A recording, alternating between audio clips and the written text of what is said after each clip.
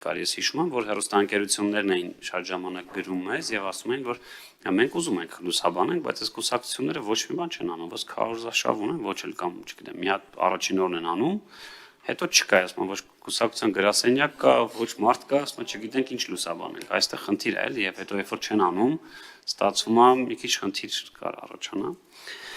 Կներեք, մենք այդ խնդիրը լուծել ենք մեր մետոդաբանությամբ, որ արժանացավ եւ նաեւ եվրոպական դիտորդների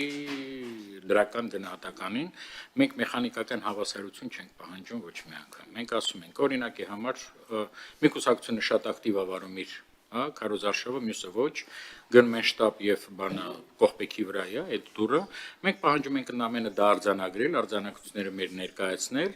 եւ այդ առումով մենք մեխանիկական հավասարություն իսկապես չենք պահանջում, այդ առումով հեռուստաընկերությունները ազատ են եւ դա հնարավոր չի ընդհանրապես, այդտեղ խտրականություն կլիներ։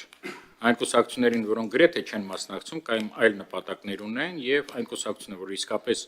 քաղաքական միավոր է, իրանց մեջ անհավասարություն կլիներ, եթե հավասար բաժանեն եւ մեր մեթոդաբանությունը արդեն 3-րդ տարին գործում է եւ որևէ մեկի կողմից,